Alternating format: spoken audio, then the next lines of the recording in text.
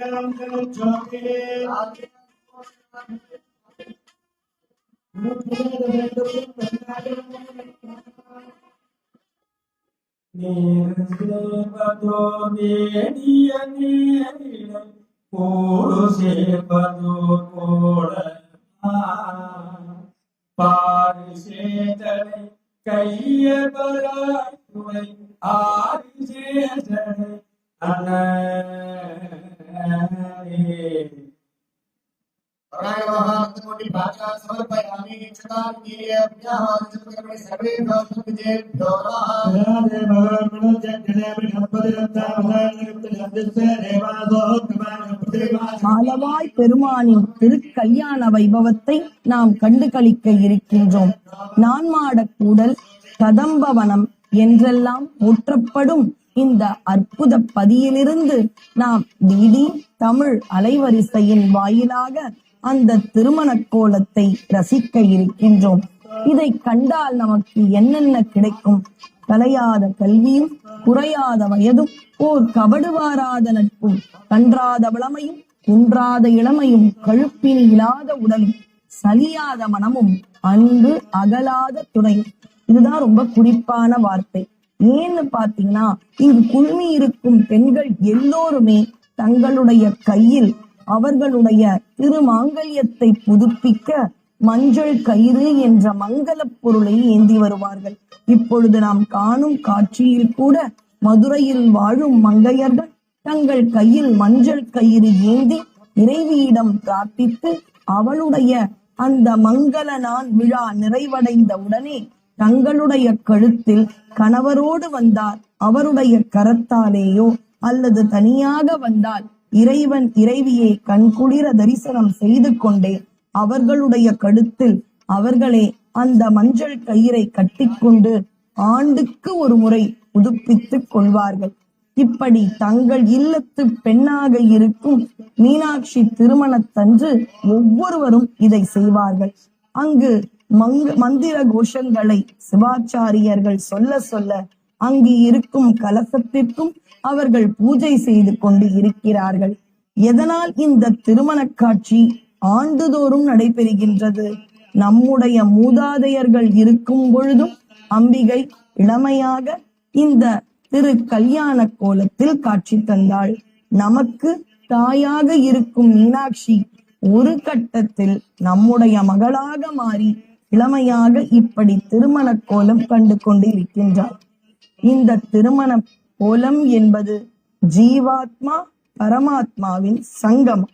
இந்த திருமணத்தை காணும் பொழுது நாம் இப்படி இறைவனோடு எப்படி கலக்க இருக்கின்றோம், அந்த பெரிய ஜீவாத்மா எப்பொழுது பரமாத்மாவோடு தொடர்பு கொள்ள போகிறது என்ற அந்த ஒரு மேலான விண்ணப்பத்தோடு இந்த திருமணத்தை நாம் கண்டு களிக்க இருக்கின்றோம். நாம் இந்த பிறவி எடுத்து வந்ததற்கு காரணம் இறைவனோடு நம்முடைய பாவங்களை தொலைத்து சேருவதற்காக என்பதை வருடந்தோறும் ஞாபகப்படுத்துவதற்காகத்தான் எல்லா திருக்கோயில்களிலும் இறைவனுக்கும் இறைவிக்கும் திருமணம் அப்படி என்ற ஒரு வைபவம் நடக்கின்றது. இன்னும் சிறிது நேரத்தில் அங்கு இருப்பவர்கள் தங்களையே மணமக்களாக கொண்டு காப்பு கட்டி கொள்வார்கள். நாம் அம்பிகையின் மங்கள நாள் மாங்கல்யத்தை மிகவும் அருகாமையில் ரசிக்கும் பாக்கியத்தை பெற்றோம். அந்த மங்கள நாளை பிரியா விடைக்கும் தனியொரு அரசியாக இருக்கும் மீனாட்சி அம்பிகையின் சங்கு கழுத்திலும் இறைவனாக பாவித்து அங்கு இருக்கும் பக்தர்கள் மரியாதையோடு அணிவார்கள். இந்த ஒரு காட்சிக்காக அல்லவா நாம் இவ்வளவு நாட்களும் காத்து கொண்டிருந்தோம். ரிஷப கொடி ஏற அன்றிலிருந்து ஒவ்வொரு நாளும் ஒவ்வொரு விதமான வாகனங்களில் இறைவனுடைய உலா. அங்கு அமைச்சர் பெருமக்களும் இறைவனை காண அங்கு அரசனாக அரசியாக பெருமானும் பெருமாட்டியும் வீற்றிருக்க அங்கே மந்திரங்கள் முழங்க மேளதாளங்கள் என்ற மங்கள வாத்தியங்கள் இசைக்க அங்கு கோலாகலமாக திருமண வைபவம் நடந்து கொண்டிருக்கிறது.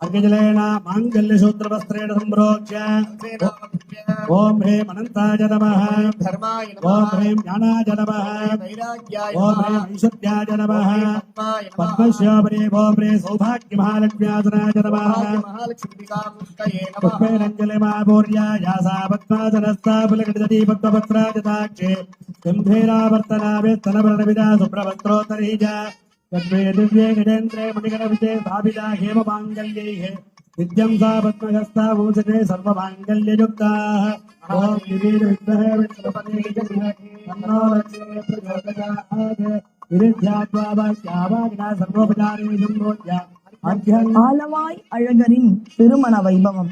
நித்தம் மணாளராக இறைவன் அங்கே கம்பீரத்தோடு இருக்கின்றார்.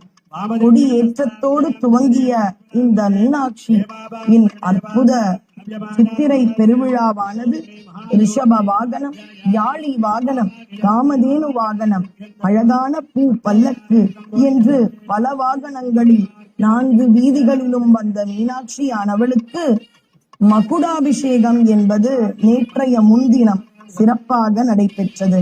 மகுடாபிஷேகத்தின் பொழுது அந்த மகுடத்திற்கு அபிஷேகம், மகுடத்திற்கு பூஜைகள் செய்து அம்பிகையின் சிரத்தில் வைக்க கையில் அவள் செங்கோல் ஏந்தி காட்சி தருவாள். அதைத் தொடர்ந்து 9ஆம் திருநாளன்று அம்பிகை திக் விஜயம் செய்வாள். 8 திக்கு பாலகர்களும் அம்பிகையிடம் சரணடைய நிறைவாக கைலாயம் செல்கின்றாள். பிறக்கும் பொழுதே தடாதகை பிராட்டி 3 மார்புகளோடு பிறந்தவள். அது என்று அவளுக்கு இருக்கும் நடுவில் இருக்கும் தனம் மறைகின்றதோ, யாரை கண்டவுடனே அது மறைகின்றதோ அவரே அவளுக்கு மணாளன் என்ற ஒரு அசரீரி அவள் 3 வயது குழந்தையாக புத்திர காமேஷ்டி யாகத்தில் உதிக்கும் பொழுது சொல்லப்பட்டது. இதை அவளுடைய தோழியாம் சுமதி நினைவுறுத்த இறைவனை பார்த்து நாணி அவரை கரம் பிடிக்க முடிவு செய்கின்றார்கள். இறைவனிடத்தில் ஒரு பெண்ணாக இருப்பவள் திருமணத்திற்கு பிறகு அடியேன் கைலாயத்திற்கு வரமாட்டேன், நீங்கள் என்னுடைய மக்களை காக்க மதுரைக்கு வர வேண்டும் என்று மக்களுக்காக முதலில் கேட்ட ஒரு அரசிதான் மீனாட்சி. கன்னியாக இருக்கும் பொழுதே மகுடாபிஷேகம் செய்யப்பட்டதால் இந்த மதுரைக்கு கன்னிநாடு என்ற பெயரும் உண்டு. தடாதகை பிராட்டிக்கு ஆண்களுக்கு கொடுக்கப்படும் எல்லா பயிற்சியையும் அவளுடைய தந்தையாம் மலையத்வஜன் என்ற பாண்டிய மன்னன் கொடுத்தார். முப்புரி நூலும் அணிந்திருக்கும் மீனாட்சியானவளுக்கு சற்றே நாணமுற்ற இந்த சொக்கர் என்றெல்லாம் போற்றப்படும் சுந்தரேச கடவுளோடு இன்றைய தினம் திருமண வைபவம் நடக்கின்றது. காஞ்சன மாலையானவள் மீனாட்சியினுடைய தாய். விச்சாவதி என்ற நாமத்தோடு மலை மகளையே தன் மகளாக பிறக்க வேண்டி வரமிருந்து மலையத்வஜனின் மனைவியாக இருந்து இந்த மீனாட்சி என்ற மலைமகள் பராசக்தியை மகளாக கொண்டவள். இப்படியாக அவள் வளர்ந்து மகுடத்தை ஏந்தி செங்கோல் பெற்று 8 திக்குகளும் போரிட்டு இன்றைய தினம் 10ஆம் திருநாள் இந்த கல்யாண உற்சவமானது நடைபெற்று கொண்டிருக்கின்றது. மதுரையை காக்க கிழக்கில் ஐயனாரும், தெற்கில் சப்த கன்னியர்களும், மேற்கில் திருமாலும், வடக்கில் பத்திரகாளி அம்மனும் இன்றளவும் காவல் காக்கிறார்கள். பழமுதிர் சோலை, வண்டியூர் மாரியம்மன் போன்ற அற்புத தலங்களும் இந்த மதுரையை சுற்றி உள்ளது. இதோ இங்கே அந்த திருமணத்திற்கான பூஜையை அவர்கள் செய்து கொண்டிருக்கின்றார்கள்.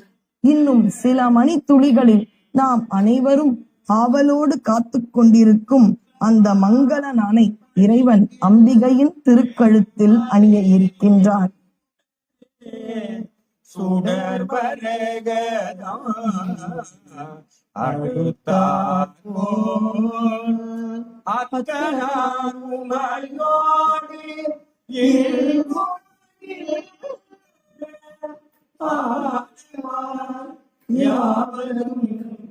இதுவே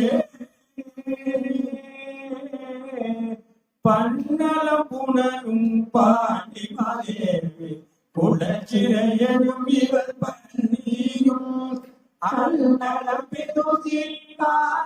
பெருதன் திருவடியாகவை போற்றி கண்ணலம் பெரிய காளியான சம்பத செல்தமிழிவை கொண்டு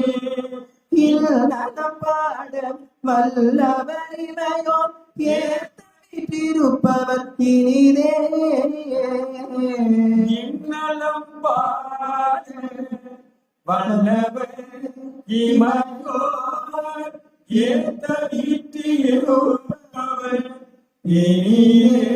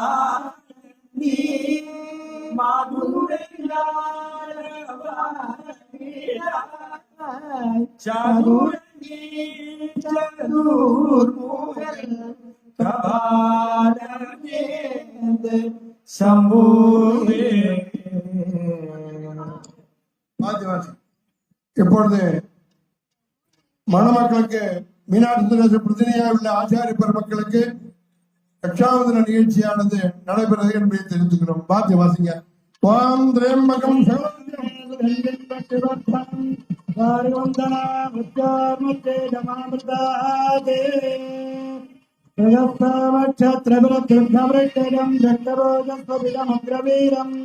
केन्द्रस्तोमेन बन्धदलेन मध्यमिदं वातेन सहरेण रक्ष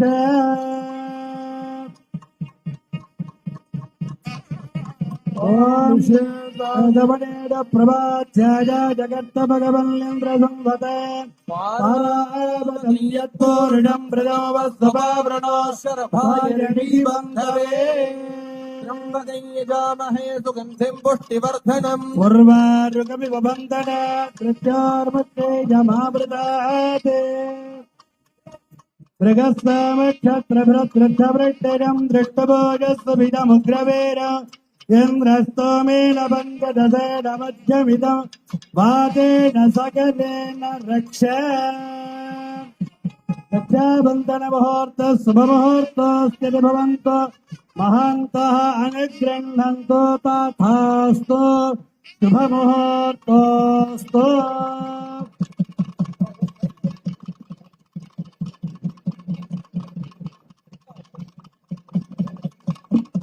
ஆலவாய் பெருமானின் அந்த திருமண வைபவங்கள் நடந்து கொண்டிருக்கின்றன. ஆடக மதுரை அரசே போற்றி, ஊடல் இலங்கு குருமணி போற்றி. அங்கு தன்னை மணமக்களாக பாவித்திருக்கும் பட்டர்களுக்கு இப்பொழுது கையில் காப்பை கட்டினார்கள். ரக்ஷையாக இருந்து இப்பொழுது அந்த நிறைவான மங்கள நான் அணியும் விழாவிற்காக அவர்கள் இருவரும் ஆயத்தமாகிவிட்டார்கள்.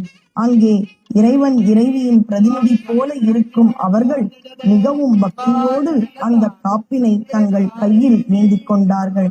அம்பிகைக்கு சீர் வரிசைகள் வைக்கிறார்கள். அவள் நம் இல்லத்து பெண் அல்லவா, அதனால் அம்பிகைக்கான வரிசைகளும் அங்கே உள்ளன. இந்த மங்களப் பொருளை அம்பிகைக்கு சமர்ப்பிக்கின்றார்கள்.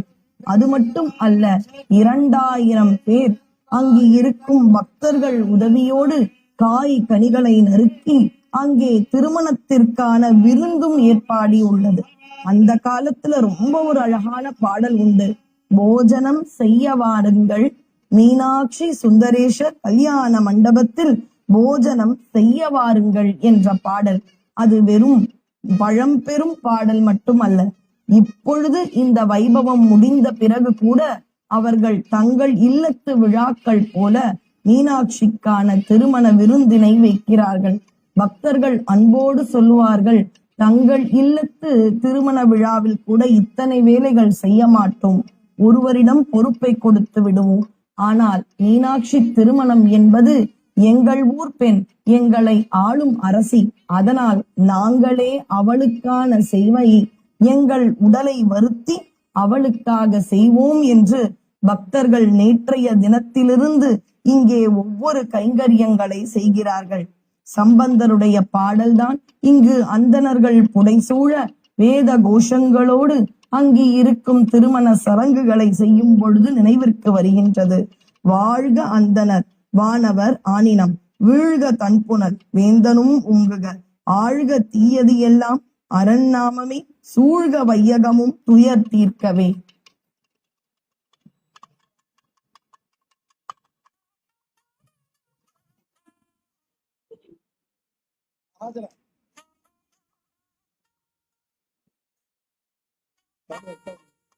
இப்பொழுது மீனாட்சி சுந்தரேஸ்வரர் அவர்களுக்கு ரட்சாபந்தம் காப்பு நிகழ்ச்சியானது நேரம். ஓம் திரேம்பகம் उर्वारुकमिव बन्धनान् मृत्योर्मुक्षीयमामृतात्। ॐ बृहत्सामच्छत्रवृद्धवृष्णियम् कृष्णभौजशुभितमुग्रवीरम् इन्द्रस्तोमेन पञ्चदशेन मध्यमिदं वातेन सदरेण रक्षा। त्र्यम्बके यजामहे सुगन्धिं पुष्टिवर्धनम्। उर्वारुकमिव बन्धनान् मृत्योर्मुक्षीयमामृतात्।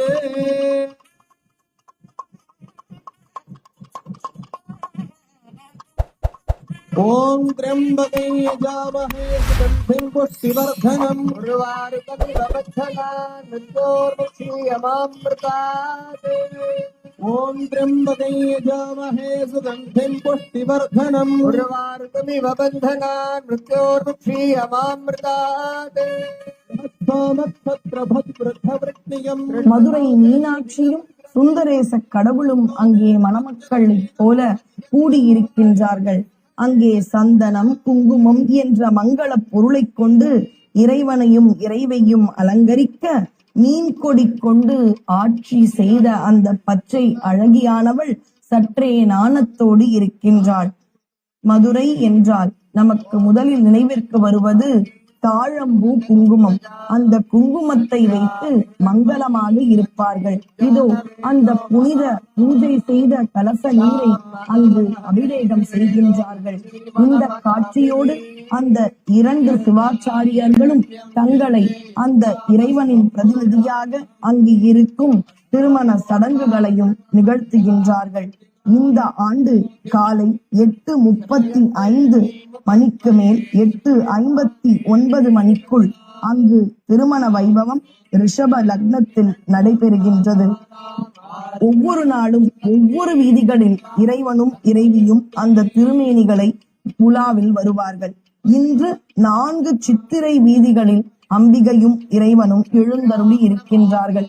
சித்திரை வீதி வழியாக வந்த மணப்பெண்ணும் மணமகனும் இங்கே இருக்க, நாளைய தினம் ஊர் போற்றும் தேர் திருவிழாவும் 12வது நாள் தேவேந்திர பூஜையும் நடைபெறும்.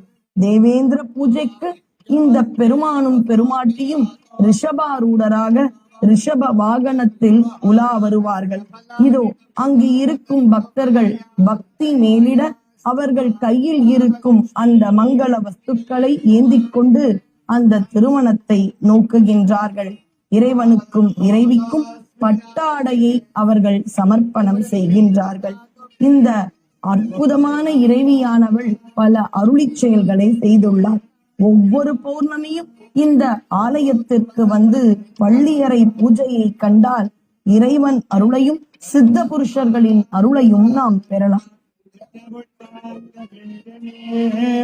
ईश्वरेकं सर्वभूतानां दामितो भक्तये श्रिया मनसक्ता ममानो बिम्बादसत्यमदेवहे सोनां योगमयस्यमयस्यमयं जगः कर्तमेन प्रजा भूतामधिसम्भवकर्तमा श्रियं वा स्वयमे कुले मातरं पद्ममालिनी आपस्त्रजन्तदृष्टानि निजदेवे मातरस्य मे कुले आर्द्रां दुष्करणें भक्तिं सूर्यां हिरण्मये लक्ष्मीं जानवेदो महावा तां भावगजादवेदो लक्ष्मीमणवगामिने यस्यां हिरण्यं प्रबोधं गावो धास्यो स्वाहां इन्द्रेयं पुरुषानभः धनमग्निर्धनं वायुर्धनं सूर्य धनं वसुः यस्य प्रगतो भूताजुभुजादास्यमन्वः सूक्तं पञ्चदशर्चन्द्रद्रेकावस्तदजपेद पद्मानने पद्मलोके तन्मे भजति पद्माक्षेण सौख्यं लभां जगा अस्मदाये गोदाये नमदाये महादने धनं मे जुडदां देवीं सर्वकामः देहि मे पद्मानने पद्मवे पद्मभद्रे पद्मप्रजे पद्मदलाय साक्षी विश्वप्रिये विश्वमनोरबद्ध पुत्रपौत्रधनं धान्यं नस्तस्तादिगवेरद प्रयाणां भवति माता आयुष्मन्तं करोतु मां धनमग्निर्धनं वायुर्धनं दूर्योधनं वसु धनमिन्द्रो बृहस्पतिर्वरुणं धनवस्तु ते वैनतेजसो ஆலவாய் அழகரின் திருமண வைபவம். இங்கு இருக்கும் மணப்பெண்ணுக்கும் மணமகனுக்கும் பட்டாடை, புது பட்டாடையை இப்பொழுது அணிவிக்கின்றார்கள். பச்சை ஆடை கொண்டு மீனாட்சியானவள் அங்கே மணப்பெண்ணாக ஜொலிக்கின்றாள். பட்டு வேஷ்டி கட்டி அங்கு மாப்பிள்ளை சுவாமியைப் போல கம்பீரமாக இருக்கின்றார். சில இடங்களில் மிகவும் அழகாக சிவபெருமான் திருமண கோலத்தோடு இருப்பார். மாப்பிள்ளை சுவாமி என்ற நாமத்தோடு அவர் திருவீழிமிழலையிலும் இன்று காட்சியளிக்கின்றார். அதுபோல சுந்தரேச கடவுள் இந்த மதுரையம்பதியிலும் என்றும் மாப்பிள்ளையாக, அரசனாக, இறைவனாக ஆட்சி புரிகின்றார். நித்தம் அநாளர் நிரம்ப அழகியர் சித்தத்திருப்பரால் அன்னே என்னும் சித்தத்து இருப்பவர் தென்னன் பெருந்துரை அத்தர் ஆனந்தரால் அன்னே என்னும் என்று நித்திய மணாள பெருமாளாக இங்கே சிவபெருமான் குடிக்கொண்டு இருக்கின்றார். எத்துணை எத்துணை வஸ்திரங்கள் தான் இந்த மணமக்களுக்கு. அனைவரும் அன்போடு எங்கள் மீனாட்சிக்கு நாங்கள் கொடுக்க இருக்கின்றோம், அவள் கொடுத்த செல்வத்தை கொண்டு அவளுக்கு செய்யாமல் யாருக்கு நாங்கள் இந்த கைங்கரியம் செய்ய இருக்கின்றோம் என்று பக்தியோடு பலரும் போட்டி போட்டுக் கொண்டு பட்டாடைகளை இந்த மணமக்களுக்கு சமர்ப்பிக்கின்றார்கள். இன்னும் சற்று நேரத்தில் மாலை மாற்றும் அந்த அற்புத வைபவம் நடக்க இருக்கின்றது.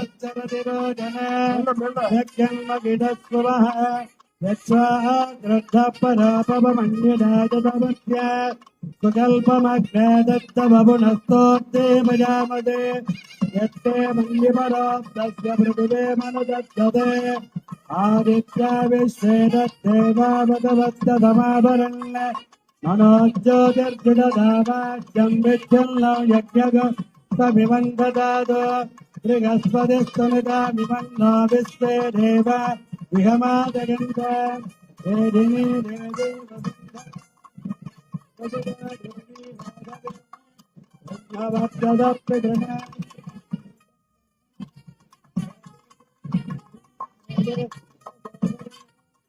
இதோ இங்கே மேள வாத்தியங்களோடு மங்கள இசையோடு வேத கோஷங்கள் முழங்க இன்று அனைத்தும் நான் என்னுடையதெல்லாம் உன்னுடையதாக்கின்றேன், உன்னுடையதை என்னுடையது ஆக்கிக் கொள்கின்றேன் என்ற உயரிய அந்த நோக்கத்தோடு மாலை மாற்று வைபவம் என்பது இந்த மணமக்களுக்கு நடைபெற்றது.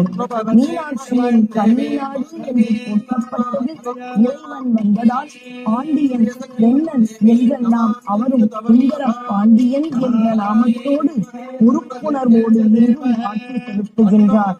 அந்த மங்கள நாளை அவர்கள் ஏந்திக் கொண்டு அங்கு இறைவனின் திரு கரத்திலும் திருவடிகளிலும் வைத்து அம்பிகையின் கழுத்தில் அவர்கள் அந்த மங்கள நாளை ஊட்ட இருக்கின்றார்கள். ஓம் சுமங்கலீ நமஸ்தே சௌபாகியமஸ்தே ரத்வாயாத சம்பிவரேதன விமான் சமேத சுபத்ராதம் சுபகாங்கரே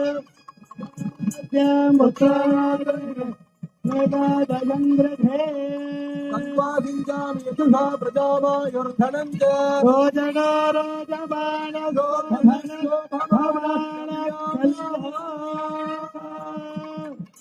मांगल्यधारण मुहूर्त शुभ मुहूर्त स्थिति भवन्तो महान्तो अनुगृह्णन्तो मांगल्यधारण शुभ मुहूर्त स्थिति भवन्तो महान्तो अनुगृह्णन्तो शुभ मुहूर्तोऽस्तु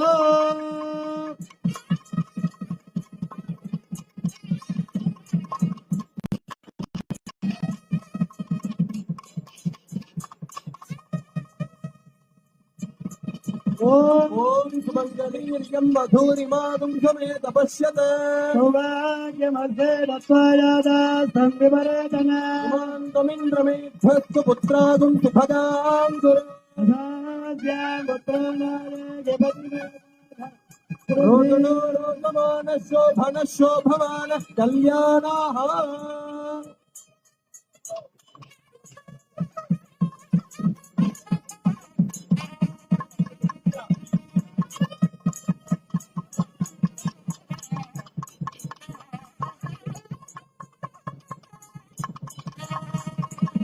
ஆலவாய் அண்ணலின் திருமண காட்சி.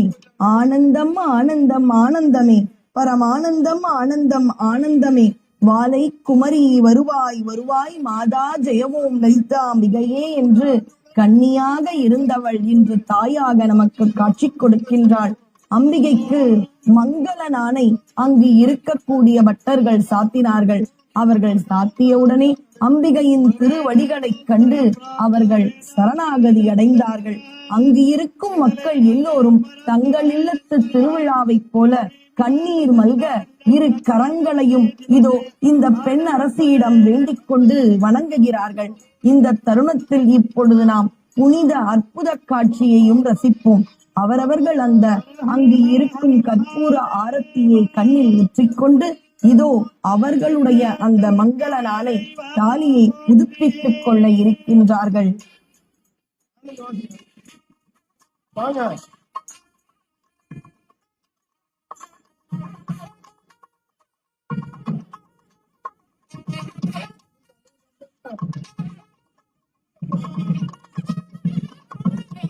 இப்ப 100 ஆண்டுகளுக்கு முன்பு செய்யப்பட்டு அன்பளிப்பாக கொடுக்கப்பட்ட தங்க சந்திரகுமாரிலிருந்து மணமக்கிறாய் மீனாட்சி பிரதேசத்துக்கு சந்திரம் அணிவிக்கப்படுகிறது. ஓம் கந்தத்வாராந்தராஜரிஷாம் நித்யபுஷ்டாங்கரேடினே ஈஸ்வரேகம் சர்வபூதானாம் स्वामिको भक्वजे श्रियाम् ओम सृजे जातस्त्रिजा निरिजाजस्त्रिजम्बज चरितृभ्यो दधाते त्रिजम्बसानव्रतत्वमजडमन्ति सत्य समितामितद्रोणे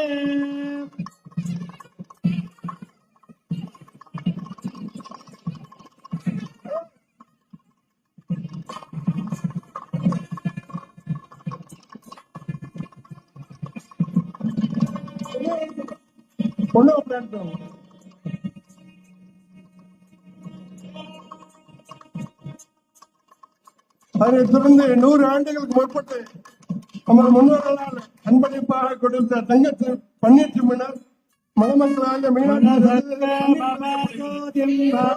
सत्यमधीमहे पशूनां रूपमयस्समजस्रे जयतां यशः மணமக்களாக மீனாட்சி தங்க பன்னீர் சுமினால் பன்னீர் தொழிக்கப்படுகிறது.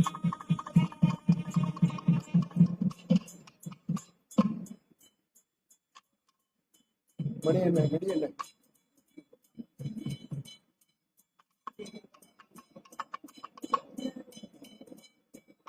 பாட்டிய வாசிங்க. தொடர்ந்து ராஜஹோமமானது நடைபெறுகிறது.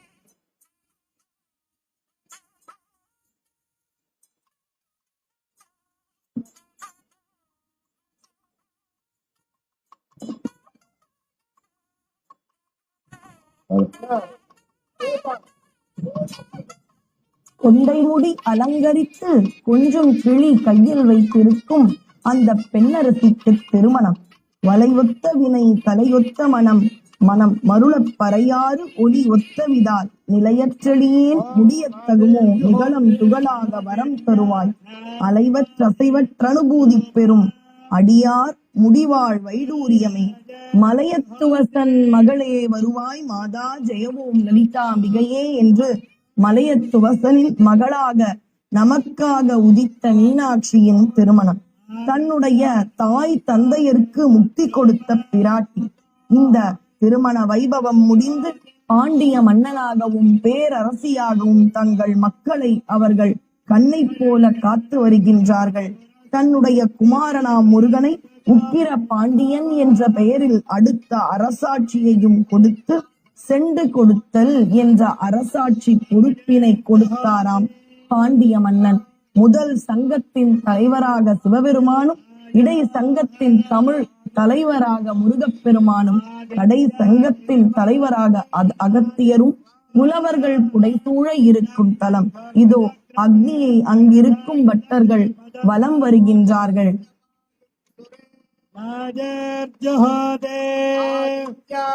இதோ அங்கு இருக்கும் அக்னியை அவர்கள் வலம் வரும் காட்சியை நாம் காணுகின்றோம். அம்பிகையும் இறைவனும் அங்கு வருவது போல நாம் கற்பனை செய்து கொண்டால் அன்று தேவர்கள் எல்லாம் இப்படி ஒரு அரிய காட்சியை அல்லவா ரசித்திருப்பார்கள். காஞ்சன மாலை அம்பிகையை உருகி அவளுடைய அழகில் ரசிக்க, அவளுடைய வேண்டுதல்கள் நிறைவேற கைலாயத்திலிருந்து வந்த இறைவன் அழகாக இருக்கின்றார். புலித்தோல் போர்த்தி ஜடாமுடியோடு இருக்கும் இறைவன் தன்னுடைய அழகு மகளுக்கா என்று கொஞ்சம் வருத்தம் இருந்ததாம். ஆனால் இன்றைய தினத்திற்கு அழகிய மணாளராக இந்த சுந்தரேச கடவுளை குபேரன் அலங்கரித்தான் என்பது வரலாறு. இப்படி பேரழகோடு இறைவன் இந்த மதுரையம் வீதிகளில் வரும் பொழுது இவருக்கு திருஷ்டி பொட்டும் ஒரு காலத்தில் வைத்தார்களாம். இப்படி மீனாட்சியும் அழகு, சுந்தரராஜ பெருமாளாக இருக்கும் அழகர் அந்த பெயரிலேயே அழகி இருக்கின்றது. இங்கே சிவபெருமான் சுந்தரேசன் என்ற நாமத்தோடு அவரும் அழகான இறைவனாக இங்கு காட்சி தருகின்றார். அது மட்டுமல்ல, இந்த மூவரும் பரிமேல் வரும் அழகர்களாக இருக்கின்றார்கள். குதிரையில் ஏறி மக்களுக்கு அரசாட்சி செய்து தங்கள் கண்ணை போல, கண்ணில் இருக்கும் மணியை போல மக்களை இவர்கள் என்றும் காப்பாற்றுவார்கள். ஒவ்வொரு சமயத்தில் ஒவ்வொரு வீதியில் வலம் வரும் இறைவன் இன்று காலையில் சித்திரை வீதியின் வழியாக இதோ இந்த வைபவத்திற்கு வந்தார். மாலை இறைவன் யானை மீது அரசன் மாதிரி இந்த பிரியா விடையோடு மாசி வீதியில் எழுந்தருளுவார். அப்பொழுது அரசி அல்லவா அவள். அங்கு இருக்கும் மீனாட்சி அம்பிகை பூ பல்லக்கில் ஏறி இறைவன் முன்னே யானையோடு பிரியா விடையோடு செல்ல, அவருக்கு பின்னே பூ பல்லக்கில் மாசி வீதிகளில் எழுந்தருளுவார். சித்திரை, மாசி, ஆவணி என்று ஒவ்வொரு வீதிகளை நாம் மேல்நோக்கு கழுகு பார்வையால் பார்த்தோம் என்றால் நடுவில் அழகான கோயில் கோபுரங்கள் இருக்க, அதை சுற்றியுள்ள வீதிகள், இதோ அந்த சிவாச்சாரியர் கையில் ஒரு தாமரை மாலை இருந்ததல்லவா, அந்த தாமரை மலர் போல ஒரு நகரே இருக்கின்றது என்றால் இது தெய்வத்தால் உருவாக்கிய அற்புத நகரம். தன்னுடைய குடைத்தாங்கும் பூதமாம் குண்டோதரனின் தாகத்தை தீர்க்க அவருடைய சிரசில் இருந்து கங்கையை வரச் செய்தாராம். எப்படி தன்னுடைய சிரசில் இருந்த நிலவில் இருக்கும் தேனை இந்த நகர் மேல் தெளித்து மதுரை என்று ஆக்கினாரோ அதுபோல தன்னுடைய ஜடா முடியில் சுற்றி கொண்டிருக்கும் அந்த கங்கையானவளை மறுபடியும் இங்கே வரவழைத்து அவளுக்கு கிருதமாலா, சிவகங்கை, வைகை என்ற நாமத்தோடு மதுரை அம்பதியில் இறைவன் வரவழைத்தார். இப்படி தான் பலகாலம் வாழ்வதற்காக இறைவனே பார்த்து பார்த்து இதோ நிர்மாணித்த தலம். அங்கு இருக்கும் பக்தர்கள் அனைவரும் எந்த ஒரு காட்சியை காண ஆசைப்பட்டார்களோ அந்த ஒரு அற்புத காட்சியை நாம் கண்டு கொண்டோம். இது இந்த ஆண்டு முழுக்க நமக்கு நன்மையை தரும். பல பல சமர்ப்பணங்களும் இறைவனை நோக்கி வருகின்றன. இறைவனுக்கு பாலும் பழத்தையும் அங்கு இருக்கக்கூடிய சிவாச்சாரியர்கள் நிவேதனமாக செய்தார்கள். அங்கே கருடக்கொடி, ரிஷபக் கொடியோடு மீனாட்சியின் திருவுருவம் பொறித்த கொடிகளும் அங்கே இருக்கின்றன. அவரவர்கள் அவளுடைய அரசாட்சியில் இருக்கும் சேவகர்களாக தங்களை பாவித்துக் கொண்டு அங்கு இருக்கும் மதுரையில் வந்த பக்தர்களுக்கு கைங்கரியம் செய்கிறார்கள். அங்கு இருக்கும் எந்த ஒரு சீதோஷண நிலையையோ அங்கு இருக்கும் வெயிலின் தாக்கத்தையோ பொருட்படுத்தாமல் பல மணி நேரங்கள் குழுமி அந்த இறைவியை ஆனந்தமாக தரிசனம் செய்து கொண்டிருக்கிறார்கள்.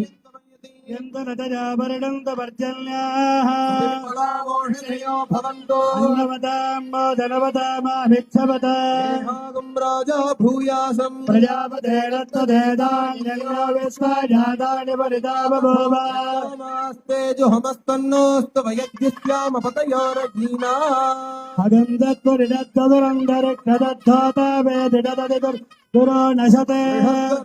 சத்யோமசதப்ஜா கோஜார்கஜாத்ரிஜாரிதம் ப்ரஹதே स्वाहा अज्ञानो देवतविद प्रजावत्सामे सौभग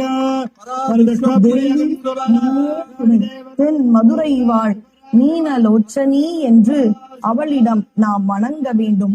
குமர குருபரர் திருமலை மன்னன் அரசவையில் அம்பிகைக்கு என்று அழகாக காப்பு என்ற பருவத்திலிருந்து செங்கீரை, முத்தம், தாளம் என்று பல பருவங்கள் கொண்டு மீனாட்சியை தன் குழந்தையை போல வளர்த்து மீனாட்சி அம்மை பிள்ளை தமிழ் என்ற அற்புத பாமாலையை அம்பிகைக்கு சூட்டினார்.